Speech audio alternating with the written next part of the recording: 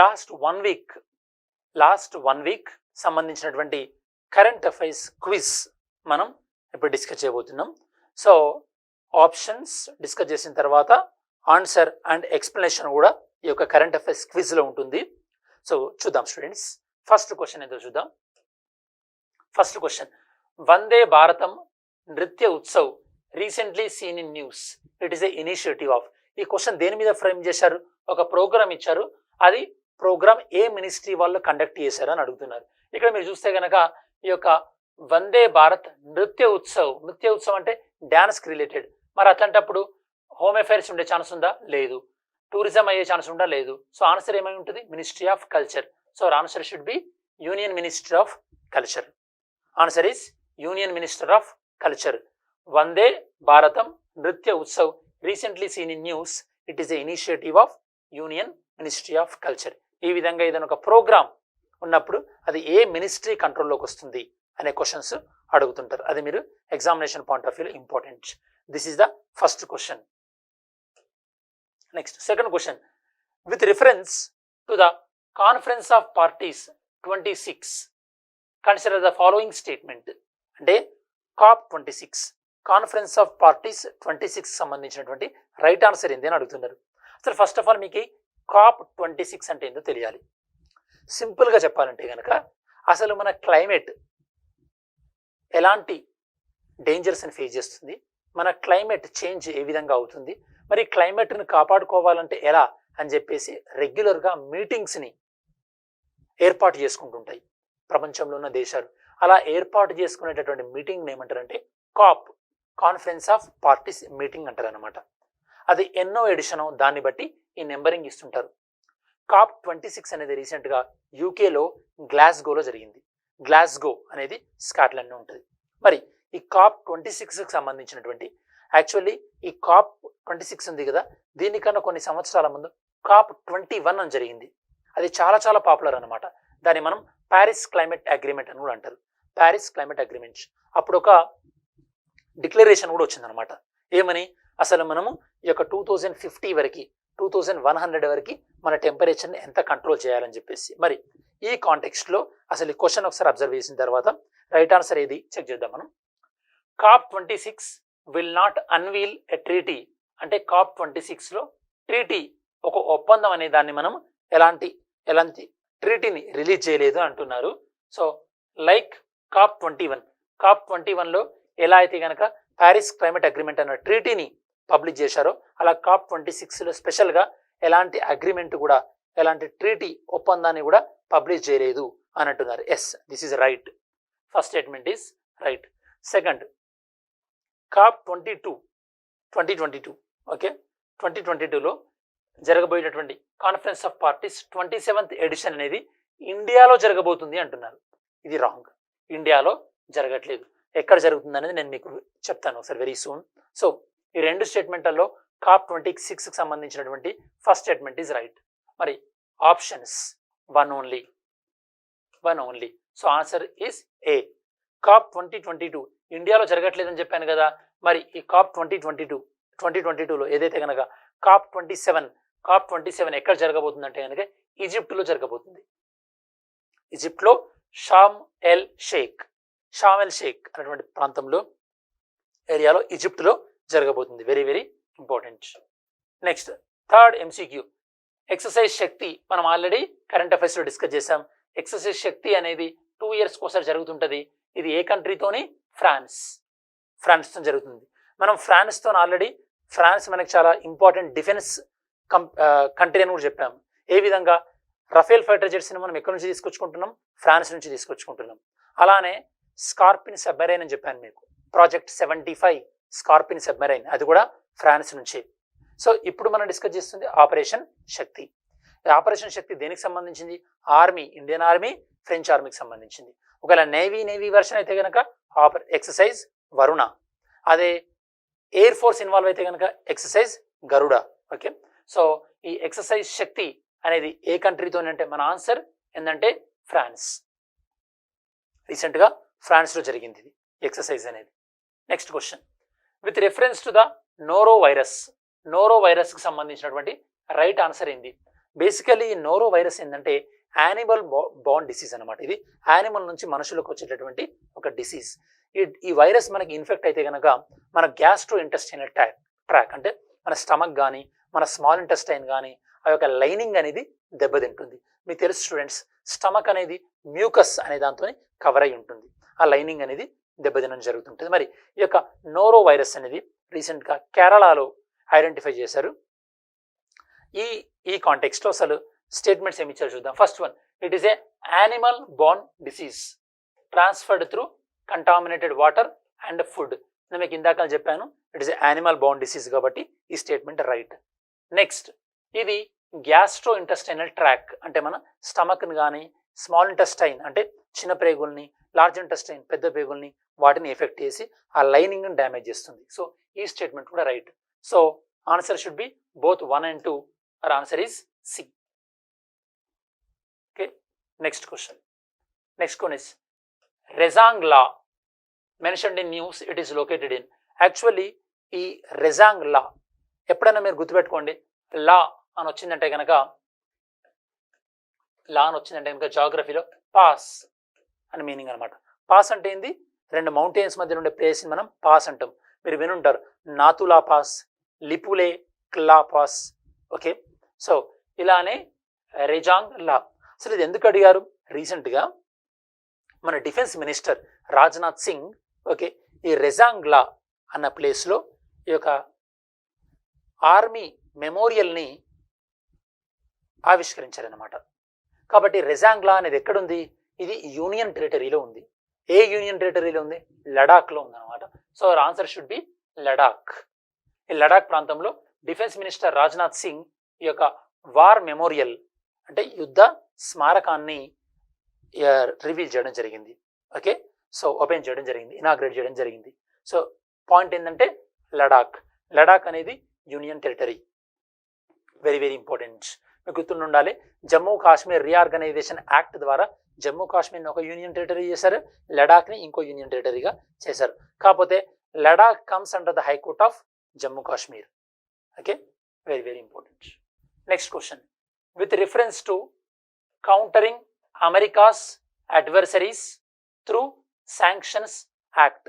బాగా వినండి, ఇదేంటంటే ఒక యాక్ట్ గురించి, ఒక చట్టం గురించి. ఈ చట్టం ఇండియాకి సంబంధించింది కాదు, అమెరికాకు సంబంధించింది.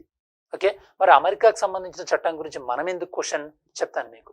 ఫస్ట్ ఈ యాక్ట్ పేరేందో వినండి, క్యాట్సా. క్యాట్సా అంటే countering America's adversaries through sanction act. పేరులోనే ఉంది, ఎవరిని కౌంటర్ చేయడానికి? America's adversaries, America enemies. అంటే చట్టం యొక్క ప్రధానమైనటువంటి ఉద్దేశం ఏంటంటే అమెరికా యొక్క శత్రు దేశాలతోని ఏ దేశమైనా సరే వ్యాపార సంబంధాలు పెట్టుకున్నట్టయితే కనుక, ఏ దేశం వ్యాపార సంబంధాలను పెట్టుకుంటుందో ఆ దేశం పైన ఆంక్షలు విధిస్తారు, శాంక్షన్ అనేది విధిస్తారు. దాన్నే మనం క్యాట్సా అంటారు అనమాట. Very very important. ఇది ఎందుకు వచ్చింది న్యూస్లో? రీసెంట్గా మనం ఈ రష్యా నుండి యాంటీ మిసైల్ సిస్టమ్ అనేది కొన్నాం. మనం S-400 అని కొనే ప్రాసెస్లో ఉన్నాం. మరి అమెరికా ఆల్రెడీ రష్యాని కానీ, నార్త్ కొరియాని కానీ, ఇరాన్ ఈ కంట్రీలను వాటి యొక్క ఎనిమీలుగా ప్రకటించింది. మరి ఇప్పుడు ఎనిమీ కంట్రీతో మనం ఏదైతే కనుక ఇలాంటి ప్రోడక్ట్ కొంటున్నామో అమెరికా ఎనిమీ నుంచి, అప్పుడు అమెరికా ఈ యొక్క చట్టాన్ని ఉపయోగించి కొన్ని రకాలైనటువంటి ఆంక్షలు విధించే ప్రమాదం ఉంది ఇండియా పైన. ఏ చట్టం ప్రకారం? క్యాట్సా చట్టం ప్రకారం. మరి ఆ కాంటెక్స్ట్లో అసలు దీనికి సంబంధించినటువంటి రైట్ ఆన్సర్ ఎంతో చూద్దాం. క్యాట్సా is designed to ensure that no country should engage militarily with Iran, North Korea, Russia without permission from USA. Yes, statement 1 is right. America enemy country అయినటువంటి నార్త్ కొరియా కానీ, ఇరాన్ కానీ, రష్యాతోని కానీ relationship పెట్టుకున్నట్టయితే కనుక ఈ చట్టం ప్రకారము వాళ్ళపైన అమెరికా అనేది ఎకనామిక్ శాంక్షన్స్ని ఇంపోజ్ చేస్తుంది, విధిస్తుంది. Right. So this sanction saying that US president shall impose 5 different types of sanctions on government that enters deal with the Russian government. A country అయితే కనుక రష్యా వాళ్ళతోని డీల్ చేసుకుంటుందో ఆ కంట్రీ పైన 5 రకాలైనటువంటి ఆంక్షలను విధించవచ్చు. ఇది కూడా రైట్. సో క్యాట్సాకి సంబంధించినటువంటి క్యాట్సా చట్టానికి సంబంధించినటువంటి ఈ రెండు స్టేట్మెంట్స్ రైటే కాబట్టి, క్యాట్సాకి సంబంధించినటువంటి ఈ రెండు చట్టాలు రైటే కాబట్టి మన ఆన్సర్ ఏమై ఉంటుంది? బోత్ 1 and 2 రెండు కూడా రైటే. So answer is both 1 and 2. C. Very very important. Next, what is M87 recently seen in news? రీసెంట్గా ఈ యొక్క M87 అనేది న్యూస్లో ఉంది. దేనికి సంబంధించిందంటే ఇది స్పేస్కి సంబంధించింది. స్పేస్, ఓకే, స్పేస్లో ఏదైనా ఒక స్టార్ అనేది తన యొక్క లైఫ్ స్పాన్ అయిపోయిన తర్వాత ఆ స్టార్ తన లోపు అంటే ఆ సెంటర్లోకి అట్రాక్ట్ అయిపోయి ఆ స్టార్ అనేది కంప్లీట్గా వ్యానిష్ మాయమైపోతుంది అనమాట. ఆ ఒక స్టార్ మాయమైపోయిన తర్వాత దాని సెంట్రల్లో ఒక స్పాట్ క్రియేట్ అవుతుంది. దాన్నే బ్లాక్ హోల్ అంటారు అనమాట. ఈ బ్లాక్ హోల్కి చాలా గ్రావిటేషన్ పవర్ ఉంటుంది. సో దాని దగ్గరలో ఉన్నటువంటి ఏ వస్తువునైనా సరే బ్లాక్ హోల్ అనేది అట్రాక్ట్ చేసుకుంటుంది. మరి రీసెంట్గా ఏం చేశారంటే ఈ యొక్క ఆస్ట్రానమర్స్ ఈ యొక్క ఈవెంట్ హారిజాన్ టెలిస్కోప్, ఈ టెలిస్కోప్ని యూజ్ చేసి ఒక బ్లాక్ హోల్ని కనుక్కున్నారు. దాని పేరే M87 అని పేరు పెట్టారు. కాబట్టి M87 అనేది దేనికి సంబంధించిందిలో? It is a black hole. It is a massive black hole. Okay, very very important. Next, which of the following railway station recently renamed after Rani Kamlapati? Rani Kamlapati, okay, basically Rani Kamlapati related to, okay, so tribal kingdom సంబంధించినటువంటి రాణి కమలాపతికి పేరు పైన రీసెంట్గా ఏ railway స్టేషన్ని name change చేశారంటే Habibganj railway station. ఈ యొక్క హబీబ్గంజ్ రైల్వే స్టేషన్ని రాణి కమలాపతి పేరు పైన రీనేమ్ చేయడం జరిగింది. Okay, very important. Next one, so ఈ ఏంటంటే Gadchiroli district in which of the following state? ఎందుకు అసలు మనం ఈ MCQ డిస్కస్ చేస్తున్నాం? గడ్చిరౌలి డిస్టిక్ గురించి మనం ఎందుకు డిస్కస్ చేయాలి? ఎందుకంటే రీసెంట్లీ ఒక భారీ ఎన్కౌంటర్ జరిగింది. అసలు ఈ గడ్చిరౌలి డిస్టిక్ అనేది ఒకవైపు ఛత్తీస్గఢ్తో బార్డర్ ఉంటుంది, ఒకవైపు తెలంగాణతో బార్డర్ ఉంటుంది. ఈ గడ్చిరౌలి డిస్టిక్లో నక్సల్ ప్రభావం అనేది చాలా చాలా ఎక్కువ ఉంటుంది అనమాట. ఓకే, యాక్చువల్లీ నక్సలిజం అనేది దీనికి ఇంకో పేరు ఏంటంటే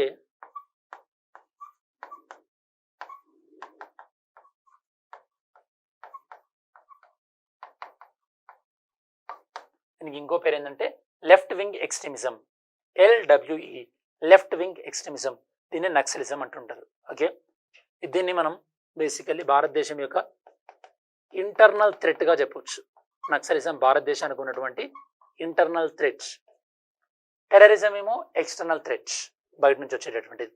ఓకే, మరి ఈ నక్సలైట్స్ వారి ఎన్కౌంటర్ జరిగింది గడ్చిరౌలి అయినటువంటి డిస్టిక్లో. ఈ గడ్చిరౌలి ఉన్నటువంటి డిస్టిక్ ఏంటంటే Maharashtra. Very very important. Okay, next MCQ, which of the following agency will launch planetary defense test mission named as double asteroid redirection test DART. So దీన్ని బేసికల్లీ నాసా వాళ్ళు ప్లాన్ చేస్తారు. First answer is NASA. అసలు ఈ machine ఏంటి? ఈ machine ఏంటంటే మనం ఏదైనా ఒక శాటిలైట్ని పంపినప్పుడు మీకు తెలిసి ఉండాలి స్టూడెంట్స్, ఆస్ట్రాయిడ్ బెల్ట్ అనేది ఉంటుంది. ఆస్ట్రాయిడ్ బెల్ట్ అనేది ఏ ప్లానెట్స్ మధ్యలో ఉంటుంది? Okay, Mars, Jupiter. ఓకే,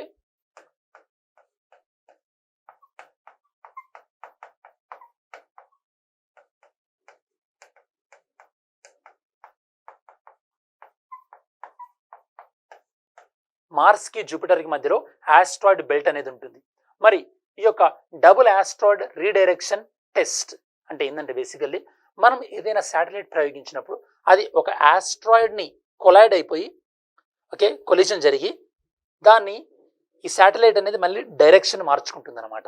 ఇలా డైరెక్షన్ మార్చుకోవడం దీన్ని ఏమంటారంటే basically double asteroid redirection test డాట్ అంటారు. రీసెంట్గా దీన్ని ఓకే టెస్ట్ చేసినటువంటి స్పేస్ ఏజెన్సీ ఏంటంటే NASA. Okay, so national aeronautics and space administration. NASA stands for national aeronautics and space administration. Next, which of the following submarines are part of project 75? నేను మీకు already చెప్పాను, project 75 ఏ కంట్రీతో మనకి? France. ఈ project 75లో భాగంగా how many submarines we are importing? ఎన్ని submarines? 6 submarines.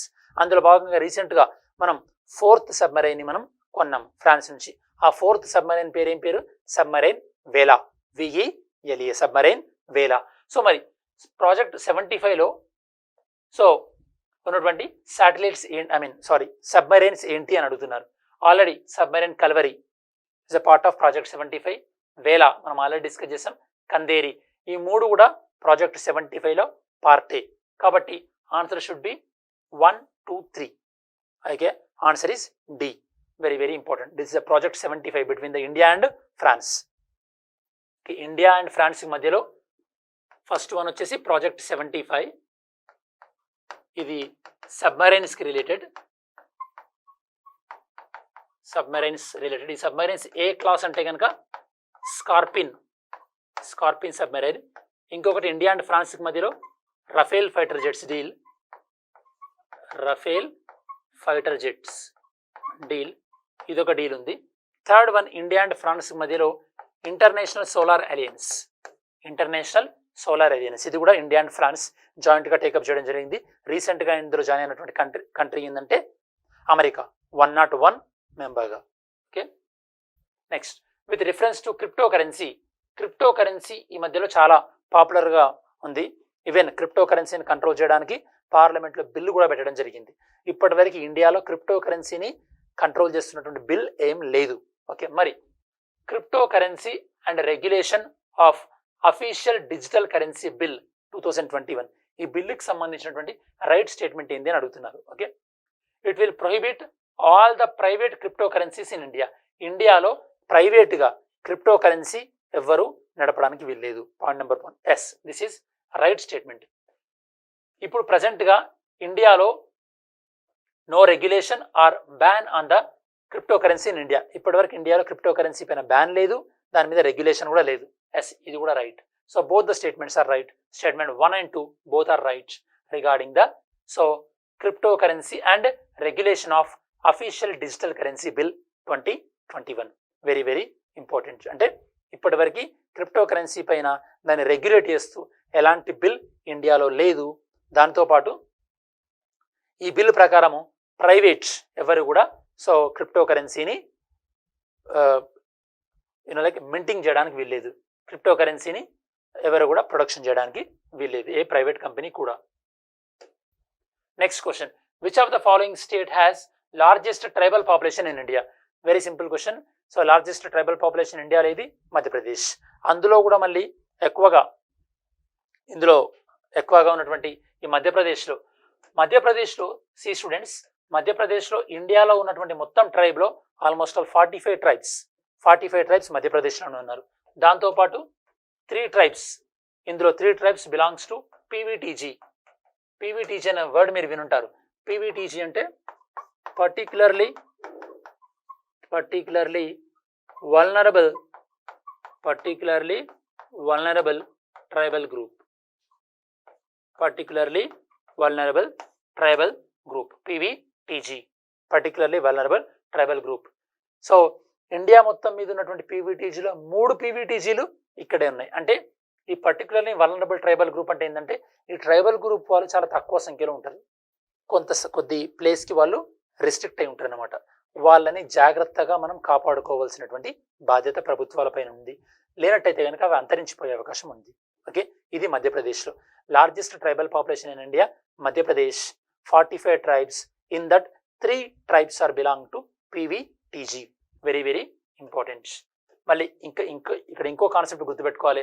మధ్యప్రదేశ్లో ఇంత ట్రైబల్ పాపులేషన్ ఉంది కదా, ఇందులో majority of the tribes belong to Gonds యొక్క పాపులేషన్ చాలా ఎక్కువగా ఉంటుంది మధ్యప్రదేశ్లో.